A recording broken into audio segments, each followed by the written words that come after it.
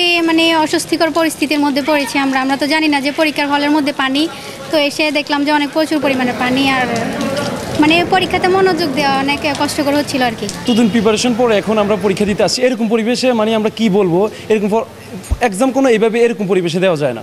যে পরিবেশ এখানে প্রায় 50% বা 40% স্টুডেন্টে হাঁটু সমান পানির মধ্যে পরীক্ষা দেওয়া লাগছে। এতদিন প্রিপারেশন, এর মধ্যে ন্যাশনাল ইউনিভার্সিটি পরীক্ষা যাতে আমরা প্রিপারেশন অনেক দিনেরই, বাট এরকম অবস্থাতে কোনোভাবে পরীক্ষা দেওয়ার মতন না। এই অবস্থায় যে শিক্ষার্থীরা পরীক্ষা দিছে, আমার মনে হয় ওরা মানসিকভাবে মানে প্রস্তুত ছিল যে এইরকম পরীক্ষা অবস্থায় ওরা পরীক্ষা দেবে। সেজন্য মনে হয় না যে ওরা এতটা ভালো করে পরীক্ষা দিতে পারছে। যতই ওদের ভালো প্রিপারেশন থাকুক না কেন, ওরা হাঁটু সমান কোমর সমান পানিতে বসে হচ্ছে পরীক্ষা দিছে। আমরা ন্যাশনালের আন্ডারে ভিক্টোরিয়া কলেজে পরীক্ষা দিতে এসে দেখি এখানে প্রচণ্ড পরিমাণে পানি, চারবার পানি নিচে পর্যন্ত রাখতে পারছি না। আমাদের বিভিন্ন ধরনের ভোগান্তি পোহাতে হচ্ছে এখানে। আশা করি এটা যেন ম্যানেজমেন্ট ব্যবস্থা, অনেকবার ওনাদের হেল্পলাইন নাম্বারে কল দেওয়ার পর আমরা ওনাদের পাইনি, সবগুলো নাম্বার হচ্ছে বন্ধ ছিল। এটা নিয়ে কথা বলতে গেলে ভলান্টিয়ারদের সাথে ওনারা এটা পুরোপুরি দায়ভার এড়িয়ে যায়। চুলকানি তো আছেই, তাছাড়া হচ্ছে এই পানিগুলোতে হচ্ছে সাপ বা নানা ধরনের পোকামাকড় তো ছিলই। তো আমার মনে হয় না যারা নিচে বসে পরীক্ষা দিছে ওরা তেমন ভালো করে পরীক্ষা দিতে পারছে।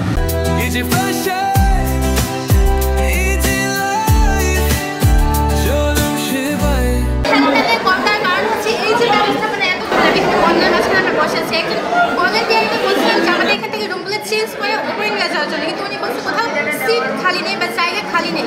তার জন্য আমি হেল্পলাইন নাম্বারে কল দিয়েছিলাম, কিন্তু ওনাদের ব্যবস্থা এতই খারাপ যে ওনাদের হেল্পলাইন নাম্বারগুলো পর্যন্ত বন্ধ। তো আমরা কী করতে পারি? আমরা কার কাছে যাবো আপনারাই বলেন। আপনারা জানেন আমরা সর্বদিক থেকে প্রায় একটা আবদ্ধ জালের মধ্যে থাকি। এসএসসি পরীক্ষা এবং এইচএসসি পরীক্ষা সব দিকের মধ্যে আমরা বিপদে। এখন যখন আমরা ভর্তি পরীক্ষা, অনার্স ভর্তি পরীক্ষা ভিক্টোরিয়াতে আসছিলাম, অবস্থাটা দেখেন, মানে মাছ ধরা যাবে এরকম অবস্থা। পরীক্ষার হল বা যেখানে আমরা বসবো, যে পায়ে এতটুকু অব্দি পানি, মানে যে পরিবেশ একেবারে বাজে, কিছু করার নাই। যদি পরীক্ষাটা পিছনে হইতো ভালো হইতো, যে তার কিছু করার নাই, আমরা সবাই এখন উপস্থিত, পরীক্ষা দেওয়া লাগবে। তো এটাও কর্তৃপক্ষের একটু নজর রাখা উচিত ছিল, যেহেতু এরকম একটা অবস্থা, পরীক্ষার্থীরা আসা যাওয়াটা অনেক সমস্যা হয়, তার কিছু তো করার নাই। কী কারণে এটা এতদিন প্রায় 20 বছরের অধিক এই জলাবদ্ধতা। তারপরে কিছু রাস্তা করা হয়েছে শুধু যে ভবনগুলোতে যাওয়ার জন্য, কিন্তু এটা টোটালি যেই কারণটা জলাবদ্ধতা হয় সেই কারণটা এখানে সেই কারণটা চিকিৎসা অনুপস্থিত।